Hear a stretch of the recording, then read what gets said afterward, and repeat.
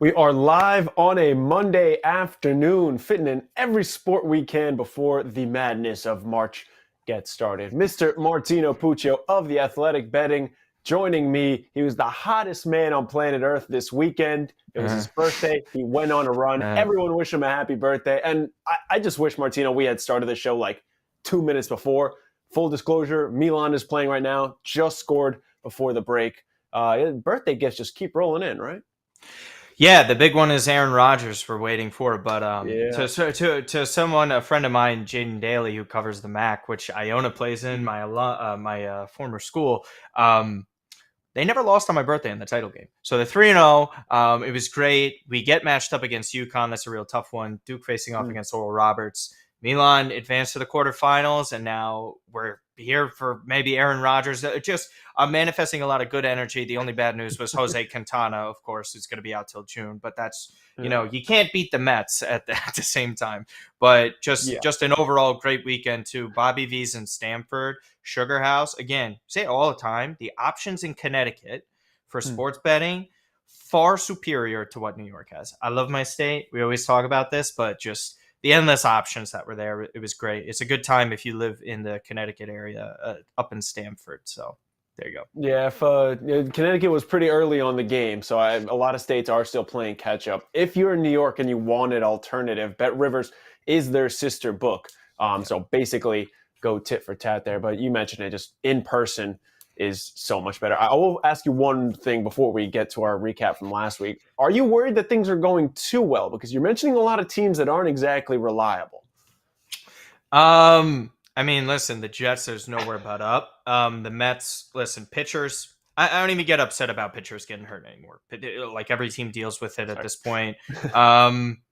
I don't know, though. I mean, Duke, that wouldn't shock me, get incredibly hot and Oral Roberts just smacks them in the face. I'm just hoping for one tournament win ever for Iona before Rick Pitino probably splits to St. John's. That's according to some people that I've talked to and the Iona type of thing. So maybe breaking news, not breaking news, but don't be shocked if Pitino's gone by the end of next week.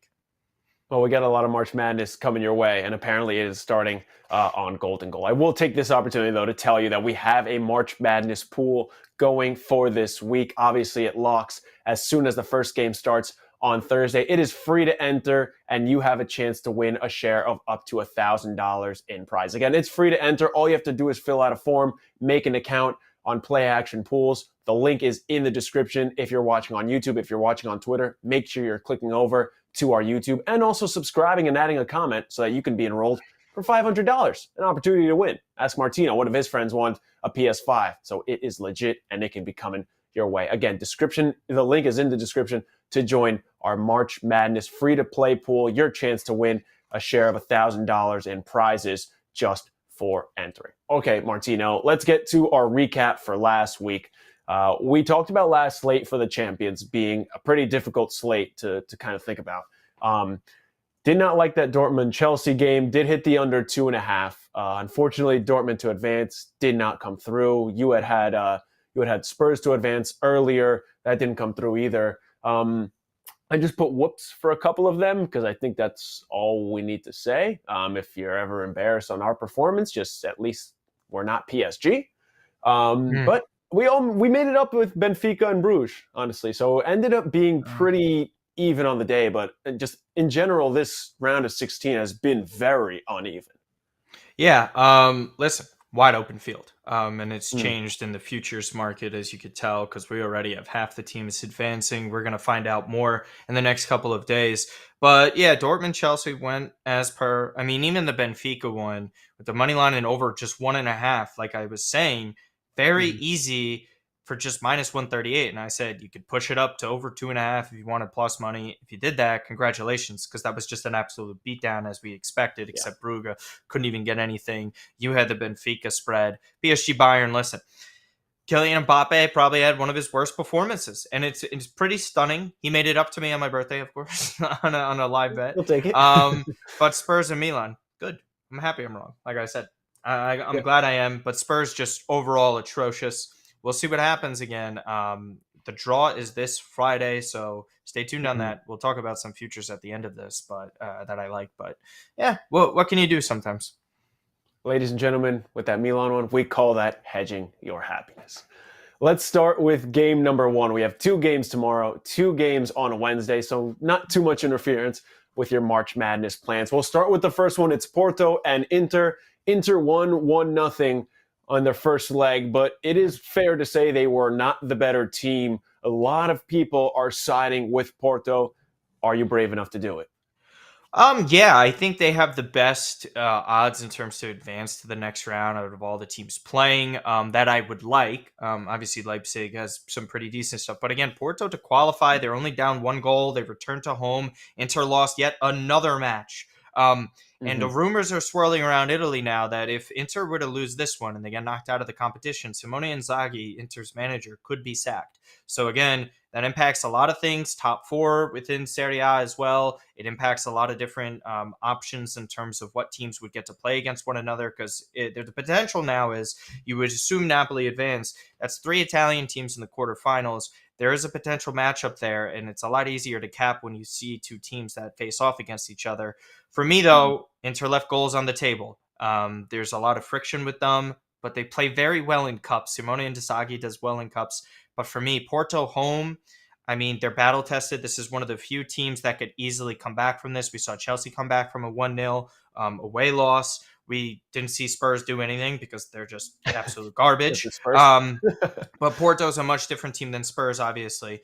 But for me, just to even qualify, again, don't have to win this game within the 90 minutes. Remember, if you bet on money line with this, they say it's 1-0. It is a Porto win, but to advance is still on the line because that goes to extra time for obvious reasons with the aggregate.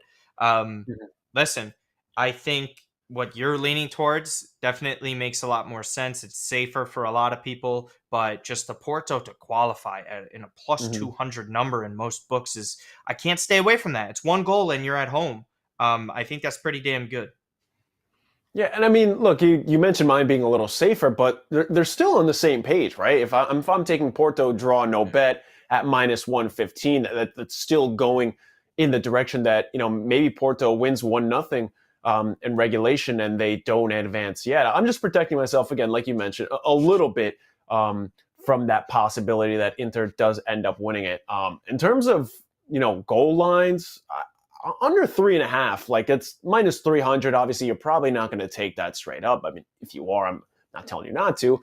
That's the only one I feel very confident in, because regardless of Inter leaving goals on the table, like we were, again, it's all about learning from the last matches. We were wrong about Chelsea and Dortmund, but we talked about the fact that as bad as Chelsea has been, the reason they're so frustrating is because you know what they can do, right? We saw the same thing with Liverpool. They got absolutely shellacked by Real and then destroyed Manchester United, right? And then they come back and they lose again, 1-0 this week. So it's like, again, with some of these teams, you just don't know what to expect. So you want to shield yourselves a little bit. Inter is still capable. They left goals on the table. They could have scored those. Sure, they only scored after Porto was down a man. The only man that I picked to score, but no, I'm not bitter. Again, that under 3.5 is really the only thing I fully trust in terms of a goal line. But I'm on the same page as you of Porto has too much value here to advance, whether it's in regulation, whether it's at the end of the match, that I want to take them. Just some numbers on Porto that I have on my notes here. Inter has 3 wins in their 6 games against Porto. All of those have been at home, right? We talk about one team playing better in another country or not. Porto, 3 goals in 4 of their last 7 matches and 4 clean sheets in that. They have won their last 4 as well at home against Italian teams. So there's some good history here. I don't think they score 3 goals here. I'm not even thinking that they combine for over 3.5. But this number is good enough. The numbers back it up enough that Porto is worth taking a shot here, whether to advance in general or for Porto, draw no bet in regulation. Yeah, and again, too, I really do like Taremi if you want to go with a goal scorer for Porto. Again, doesn't have to be anytime. It doesn't have to be first goal scorer, because a lot of people have been doing that for whatever reason. But if you go anytime with him, he's looking around plus 200 on FanDuel. Listen, they have plenty of what it takes. I personally wouldn't do the under just because I think that's too big of a number in a knockout elimination game. There were chances on the table. We'll see, though, with the conversions. But overall, Porto, like you said, the history is there. And its recent history, it was against Milan last year. It was against Cristiano Ronaldo's Juve just a year prior to that. They've shown more than enough recently that they're capable of doing this. This is them and Benfica, man. Listen, we can give praise to the Italian teams as well, but the Portuguese teams, year in, year out, losing top players like they did, Luis Diaz and Enzo Fernandez for Benfica and Porto, respectively, in the past 2 January windows, they're still here and they're still fighting, and they have more experience than this Inter side. We'll see what happens. Again, though, Inter very strange, as you mentioned. Combined losses within Serie A, okay? The 2 seasons prior to this did not equate to the amount of losses that Inter have right now. They have 7 losses in Serie A. You combine the past 2 seasons prior to this, that's the amount that they had. And yet they're going to a semifinal of Coppa Italia. They won the Super Cup. They're potentially going to the quarterfinals. So if there is a team to say you don't want to go off of their league record, I would probably say Inter. But again, they're still very volatile for all the other reasons. But I'm taking Porto because that number is awesome. Yeah, I would have said Liverpool, but then they again decided to forget how to play. They forgot to, do anything involved on the soccer pitch. Moving on to game number 2, Man City, RB Leipzig, 1-1 tie in the first leg. They're in England now. We were talking a little bit off air. I think we both agreed that the 2 hardest games to predict were this one and Madrid-Liverpool. This, though, is easily the hardest one to predict. I just want to start this by saying the amount of, like, the odds for City on the money line here are kind of ridiculous. Like, minus 275 for a team that game in and game out proves that you cannot trust them consistently in these big competitions, regardless of how good their history is. If you just look at it in a vacuum, like, this is a team with high expectations. If they don't win the Champions, it's an absolute disaster. For them to be minus 275 after tying 1-1 in the first leg, like that does not. It's moved to 300 in a couple spots. They were really struggling over the weekend, in my opinion, as well. They just got it. Thank God. That was one of the things I live bet Erling Haaland to score a goal parlayed with Napoli. Thank God. But again, it was a penalty. I mean, just everything like on your birthday. Just saying. We'll be there in 362 days. Anyways, Man City minus 900 to advance to the next round. No, thank you. Minus 300 on the money. Like, I mean, there's just not something I'd like. Even both teams to score. I mean, that's close to even money, but that's probably something out of desperation. I think if I lean somewhere, it's probably that. Over 2.5 itself, that's a lot of juice within there, as you can see over there. I mean, at minus 160 just for one of those. We saw with 2 goals. To over 2.5 was my favorite last time they played.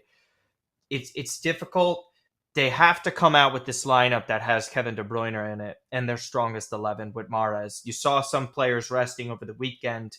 I think if they come together with their strongest 11, then I would probably feel better about some of these bets. I just don't know. We don't know, and it's just a very confusing thing for City at this moment because they're still trailing Arsenal. They're keeping pace with them, and at the same time, it's, as you mentioned, Champions League or bust. That's all that matters at this point for them. So the significant added pressure to this match alone, it could be a lot for them. Again, don't forget how they were eliminated last year.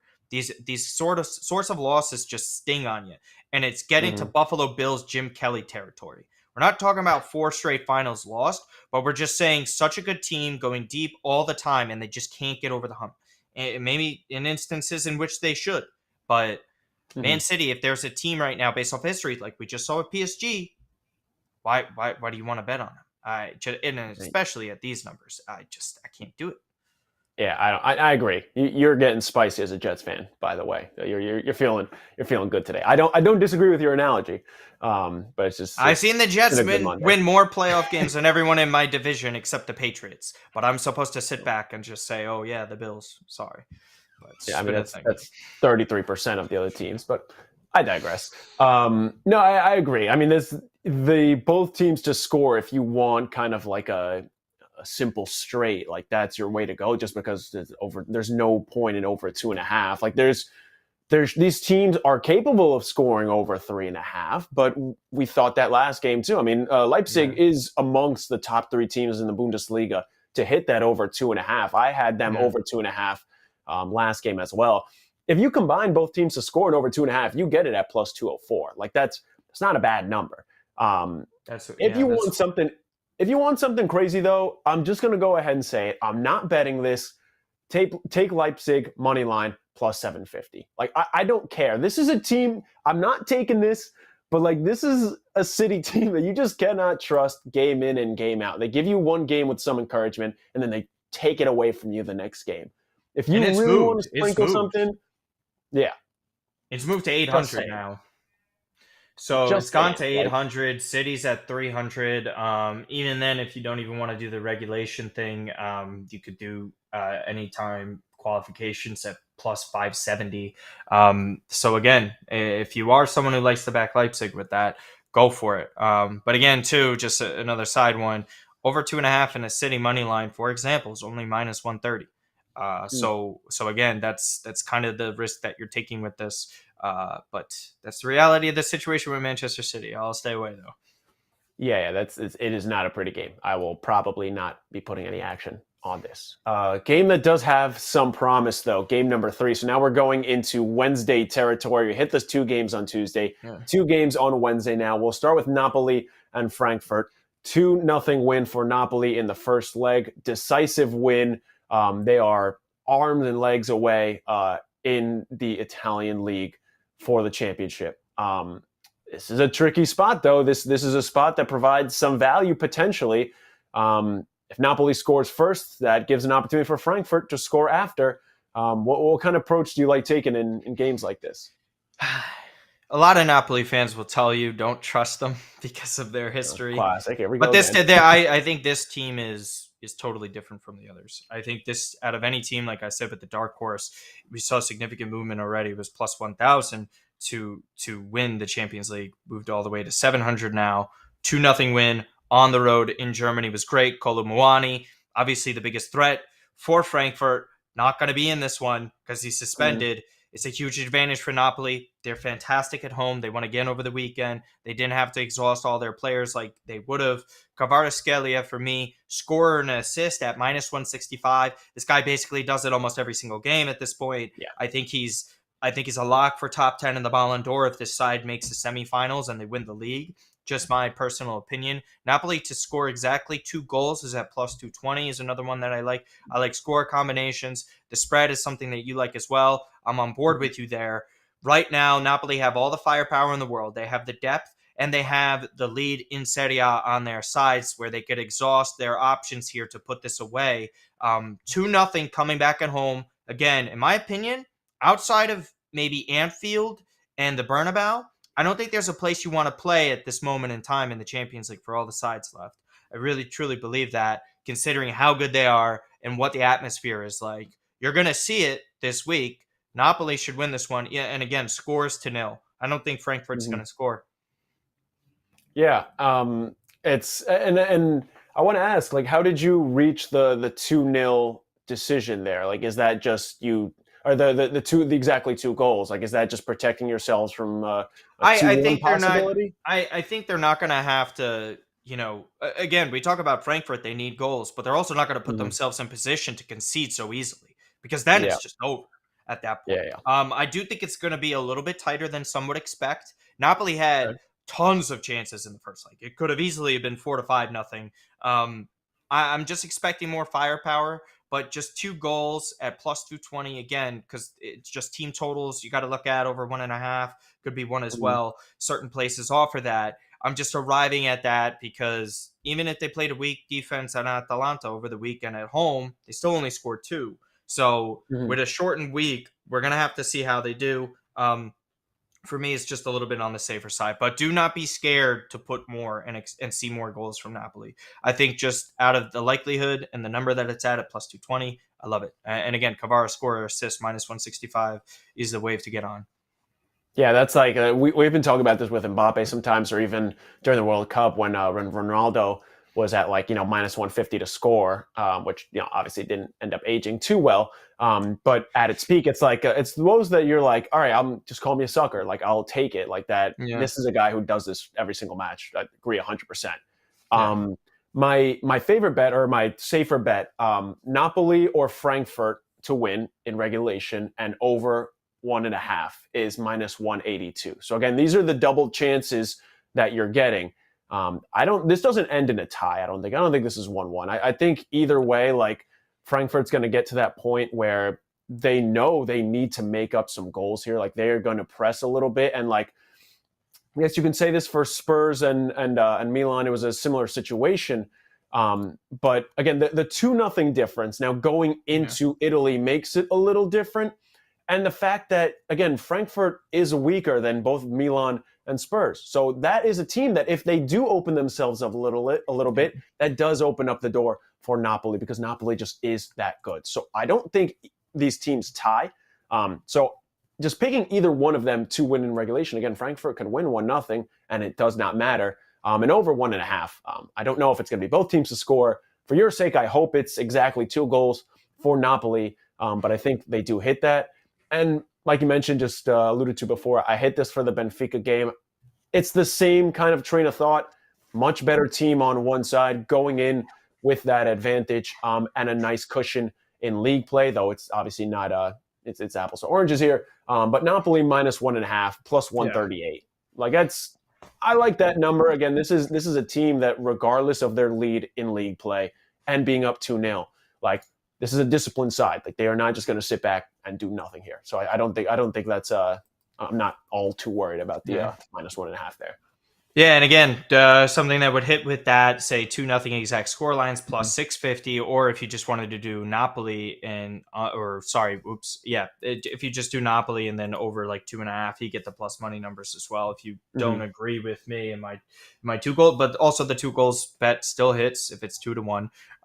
Again, it's just, I think this is just the most informed team in this competition that has reflected their play from league to the UCL. Out of all the teams in this field, I don't think anyone's done it better than Napoli, because we see how Real Madrid is at times, and obviously Liverpool and Chelsea. But Napoli have been the most consistent out of all these teams, and I think you should continue to ride that wave. I agree. For both of our sakes, let's just meet in the middle. Let's just call it a 2-0 finish, so we can all go away. We can go away happy. Let's get to game number 4. It was just a trouncing last time they met up. 5-2 Madrid and Liverpool. Rough go last time for Liverpool. Hey, look, they came back from 3-0 down against Barcelona a couple of years ago in the UCL. It's not impossible, and it sure as hell would be fitting for Liverpool, considering how this season has gone. I'm not taking that money line. I don't think you probably are either, or just to advance, I mean, in general. Tell me which direction you're going in, because I think you're kind of starting to look to the future a little bit at this match. I mean, listen, we're talking about Liverpool trying to make up for at least 3 goals on the road against a tough defensive side. I'm looking more towards the future at this point, because I'd be stunned if this type of Real Madrid team, who have proven to be juggernaut winners for years on end now, we're supposed to believe they're going to blow a 3-goal lead at home. Like, I'll bet against it. Again, if it's a loss, it's a historical one, and I'm okay with historical losses, because what are the odds? Even worse than some of the bets that you place, and that's okay. It was at plus 240 for them to make the final. It's now at plus 230. They're around plus 650 to win the overall competition. I just think there's so many different ways that you could look to get value out of Real Madrid, because some of these numbers are incredibly juicy. It's moved. I did like both teams to score, but now it's floating around the minus 200 area. Minus 196 is the best with FanDuel. But just again, I think it's a little too difficult for me to predict a winner within this one. Maybe if you look towards a draw no bet and all of that, I don't anticipate it going to extra time either. For me, this is just a Real Madrid coast to coast for the 90, and they know how to approach matches like this. They've been up in ties, and they know that you can't take your foot off the gas. It's just the most reliable team in terms of winners, in terms of talent. There's nothing I wouldn't bet regarding Real Madrid. Like, they have the opportunity to win this competition again. They really do. Yeah. It's not the greatest team in the world, but if you look at the rest of the field, like we were mentioning, I think the only team that they don't want to face, in my opinion, would be Napoli right now, because they're playing with house money. And again, if you do like Real Madrid with all that, Vinny Jr. is the leading odds man to win top goal scorer. It's at plus 250. The next closest to him is plus 650 with Mo Salah. So Mo Salah, again, with Liverpool, we know they're in that situation. I do want to say real quick as well, just on a final goal scorer point, Erling Haaland, plus 130, is the top goal scorer in this competition. If you believe at least City could advance past this round, then you're in a pretty damn good spot. So, again, the others aren't really up there. They drop off significantly. João Mario, plus 1,900. Giroud, plus 4,300. Mane, plus 4,400. I mean, Mane is probably him and Benzema at the plus 4,400 are the best long shot odds for that. But now you see where things start to open up. And I think right here is where you get value like that. Again, Haaland, historical pace. If you don't want to bet on plus money to be a top goal scorer on a team that could easily make a semifinal, then that's on you, I guess. Yeah, and Benzema just coming back from injury as well. He will be back for this game. But just, again, a little bit of an older player, something to watch. Again, yeah, it's just your message to anyone is just, if you're not going to bet on Haaland, that's on you at that point. There are a few just laws you have to obey in any sports, and that is just don't bet against Real in the Champions League is one of them. Regardless of what is going on with that team, they will always show up for the competition. For this game itself, look, this is kind of the same deal as Napoli in terms of a big lead, like the better team is ahead. Now coming back home, except it's a little more. It's 5-2. I'd like Liverpool to be a little aggressive. Again, I'm thinking of just the seesaw, right? Like Liverpool sucked, then they blew out United. Lost this weekend, so it should be going in the positive direction here, right? That's definitely how sports work, sure, right? But just a few things. If you want to look at some plus money, Liverpool to score first at plus 110. Like, I'm not expecting Real to come out flat. I am expecting this to still be a Liverpool team that has a ton of experience. Again, this is a sprinkle because you have a game like this, they're down 3 goals. You don't know what the energy is going to be like coming out here. Again, Liverpool to score first, plus 110. You can take Liverpool to score in both halves, plus 240. I'm not overly confident in this. Yeah. But like if you're expecting this to be a Liverpool team that's like, all right, fuck it, we're down 3 goals. Like, we're just going to keep rolling here. Let's see what happens. Like, they don't have to win anything. It could be 3-1 at the end of the half, and then it could end 8-2. As long as they score in both halves, that's all that really matters. And if you're looking at at any goal line, over 2.5, minus 170, a little better than the City one. It's not great. Still don't take it straight up. Just this is a tough. This like the Napoli one. This is tough to get a read on. Yeah, I would probably look at unders for the second half. And again, this is where things get crazy. Okay, we got an international break coming up soon. Real Madrid and Liverpool face off. Okay, you ready for what's up next for Liverpool? Man City, Chelsea, Arsenal, all within the league. 3 straight. Those are the 3 straight. You they're can in look 6 for them right now.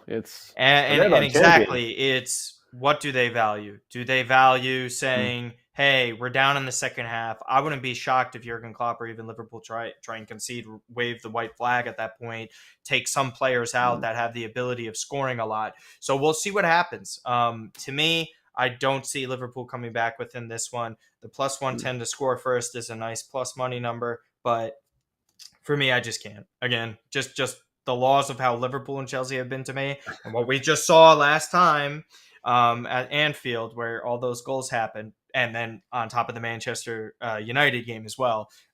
No thanks. I'll just be taking Real Madrid, some favorites there. And then again, combos we hit when it's Nunes, whether it's Salah, Cody Gakpo, and Vinny Jr. I think Vinny again would be someone to look at, or even worst case, score or assist is somebody that I definitely want to bank on, because this kid is he's rising to next levels. He loves fighting everybody. He loves it. It's him against the world, and that mentality has gotten him to incredible heights. And it'll bring you pretty far in this sport. Martino, I appreciate you grounding me a little bit with some of these crazy bets. I'm just like absolutely scrapping at. You're not wrong. Again, this is a tough slate to look at, but there is definitely value to hit there. Just a heads up again, if you're looking for March Madness coverage, we have you covered all week long here on OddsChecker TV. All our best bets are on our sites as well. All the insight you need to know. We'll have a full day live stream Thursday and Friday for special The Morning Edge episodes, if you want to call them, Dead Press Picks, Crabs Bets. I'll be hopping on at some points. That Guy Bets will be on there. We Beat the Spread will be on there. Everyone's hopping on at some point just to talk about some of their best bets. Again, all day Thursday, all day Friday, starting at 9:30 a.m. You don't want to miss it. Martino, I will talk to you next week because, hey, look, there's still some other sports going on, right? Yeah. And again, look out for an El Clasico best bet coming this weekend. Just check the socials for all that: YouTube, Instagram, TikTok, for OddsChecker. So, sorry, the Milan game's on. They almost scored, so I was just looking. I did my best not to look away this entire time. But 1-0 on that. I would take under 2.5 if you have any live options, by the way. So just wanted to toss that out there for people. Go hit it live and go throw the mortgage on Iona to win it all. Thanks, Martino.